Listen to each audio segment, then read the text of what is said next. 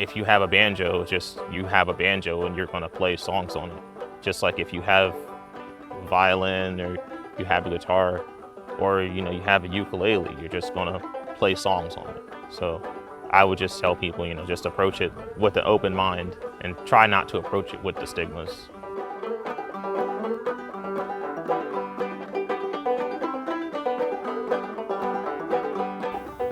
For the spirit of togetherness, I think, it has to be that this American instrument has its roots in West Africa and the Caribbean, and that there's a whole lot of people that played this instrument that didn't get the acknowledgement that they deserve. And I think in some ways we can still find out who some of these players were, possibly even in Southern Maryland. And I think if we could find the right research structure to learn more about them, at least as much as we can, I think that would be a start, and it would lead to understanding and appreciation of not only the instrument, but of who we are. One more time. My name is Stephen Barkley, and I've been playing banjo for about 20 years. I got my first banjo when I was in California. I'm a skateboarder, I guess, originally, and being away from home, I kind of associated the banjo more with home, even though I don't come from a banjo family, but I always thought of it as an East Coast kind of thing. So I got a cheap banjo out there, and I found some chords, and I practiced them, but I didn't really know what I was doing. And this was, before, the internet was just coming out, so there wasn't a whole lot out there, but that's where I really began, and just kind of experimenting with it and maybe playing the way it should have been played traditionally. I ended up finding one in the basement of a music store for like $60. So that's how I got into it. I'm Byron Thomas. I'm a native of Charles County, Maryland. I've been playing the banjo now for 5 years. Doesn't really feel like it's been 5 years, but it's been 5 years. And at this point now, I'm just so in love with the instrument at this point. And I came to banjo just through learning about the history, finding out that it was an instrument that at one point in time slaves were playing intrigued me, because it seemed like, as I've been talking to more people, it seems like the older generation of Black people know that there were Black people playing the banjo, but growing up, when you don't see that represented in the media, then it kind of escapes you until you're met with something that says otherwise.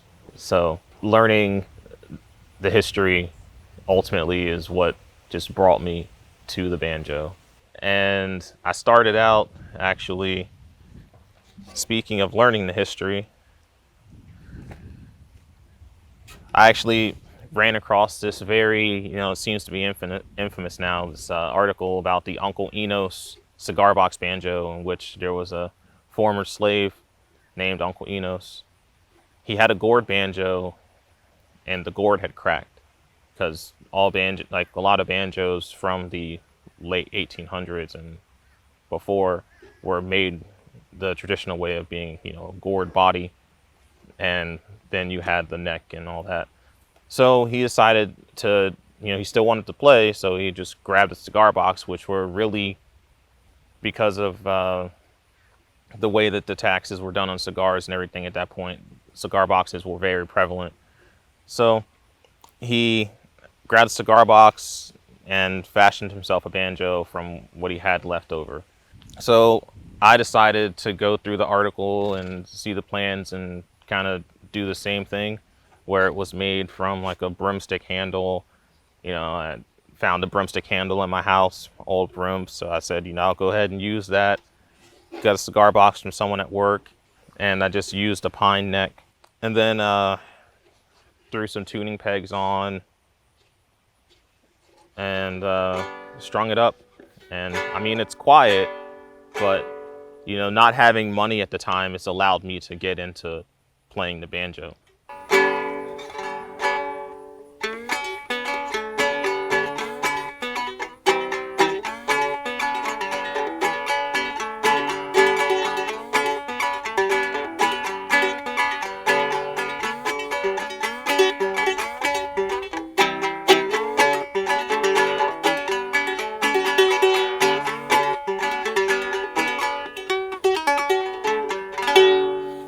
I guess the beauty of the internet and YouTube is that you can take all sorts of lessons from various people that are really into banjo and great teachers. But then those teachers also pass along information, historical information. And it was through YouTube videos and various banjo teachers that I found recommendations of books to look at. And so one of those books was by Cecilia Conway, and it's called African Banjo Echoes in Appalachia. And this book had a map in it of black banjo citations prior to 1830, I believe it was the date. It was a very sparsely populated map, but it featured Nanjemoy. And it was just, when I saw that, I just never knew that the banjo history in Southern Maryland went back that far. And I'm a banjo enthusiast. I'm not a banjo researcher or expert, so that was new to me. And I just thought, my whole life, well, not my whole life, but the last 20 years of playing, I never knew this. And so that just a half hour from where I grew up, this was happening in the late 1770s or the mid 1770s. So that's pretty striking. I always associated that history with West Virginia or other parts of the country or parts of Virginia, but not so local. In 1774, a young European came and went up and down the Potomac River and visited various households and recorded in his journal a black ball in Nanjemoy. And his words to describe it weren't flattering, but it's what we have in terms of the historical record. And it's a rare description from that time period. And it's an intersection of dance and poetry and banjo in 1774. So that's early.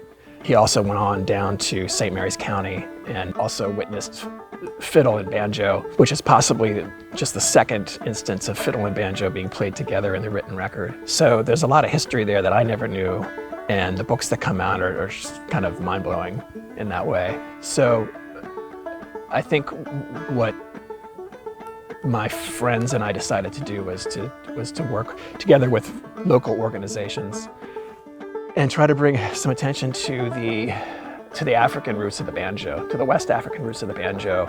And through that group of artists and musicians and enthusiasts, I think we've kind of gotten some momentum that's created a little bit of interest locally. And I think it just raises questions of what can we do with that? The Banjo Project is, it's really a group of enthusiasts and academics and artists here in Southern Maryland who see banjo history and they want to share the word about the roots of the banjo being from West Africa. So in order to do that, we've gotten in touch with various cultural organizations in the area, the Charles County Arts Alliance, the National Association of American African Dance Teachers, the Life Journeys Writers Guild, Southern Maryland Traditional Music and Dance. So we have a lot of support, but it's through these organizations that we're hoping to create a map or some structure of how we could use that history and those events from the late 1770s for the benefit of the people here. And that we do have a rich musical and cultural history here in Southern Maryland that predates a lot of other areas in the country where you might think they have deeper roots than here. So it's an interesting opportunity, I think, in many ways. For me, the Banjo Project is definitely a hope for the future, because I would love to, be in my golden years and see younger people picking up the banjo, but just it having more commonplace. Especially, since, music changes and everything, but banjo was the first rock band. So I would love to see this project and projects like it, whatever spawns later, to just inform people that the banjo can do whatever you want the banjo to do. And then also, because it is the banjo, and it is steeped in so much nuance because of the history,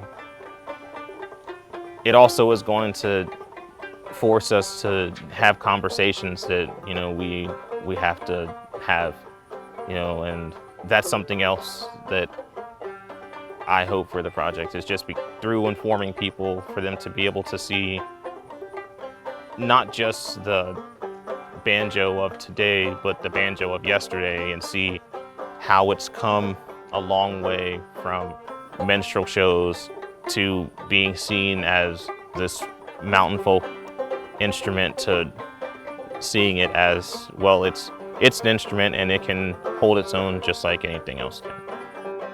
You can find more information about the Banjo Project on the Charles County Arts Alliance website. They've got links to the YouTube videos. We've done one panel discussion and one interview, and information about jams and other cultural events. They've been super. So I would highly recommend checking that out, and you can get into all of these details in more depth through their website and through the videos.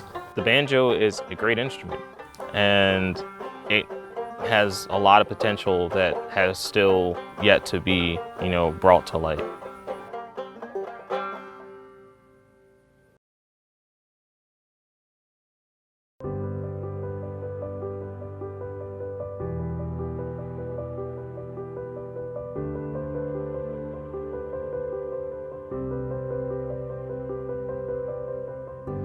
For your present and our future, don't litter. Do your part and keep Charles County beautiful.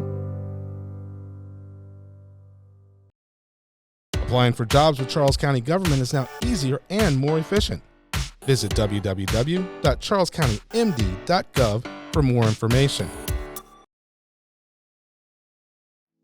Hi, I'm Caprice James, and I am the founder and CEO of Stella's Girls Incorporated. Stella's Girls is a program that focuses on educating and empowering young women and girls to become leaders in their communities. Recently, we just started an initiative called Journey to Manhood that also focuses on young men ages 12 to 18 for mentoring. Stella's Girls Mentoring Program has two components: the Sunflower Project, which focuses on young women, and these young women are paired with peer mentors or with adult mentors. And then we also have an initiative for young men, Journey to Manhood, that focuses on young men who are also paired with men. Both of these mentoring programs provide opportunities for youth to enhance their skills, their self-confidence, their leadership abilities, their academic performance, and really focusing on the personal development goals of them as a young individual as they continue their journey into adulthood. To become a mentor for Stella's Girls, we have two components. For the Sunflower Project, we have peer mentors who go through an application and interview process with our Youth Advisory Council. As an adult mentor, both for the Sunflower Project and Journey to Manhood, you would fill out an application, a program staff would contact you and conduct an interview. The interview would go to a background check, then we will check on your references, and then there are 12 hours of training. These trainings are important to ensure of the risk management and ensuring that you actually know how to work with your mentee as an individual and not as a parent-child relationship, but a mentor-mentee relationship.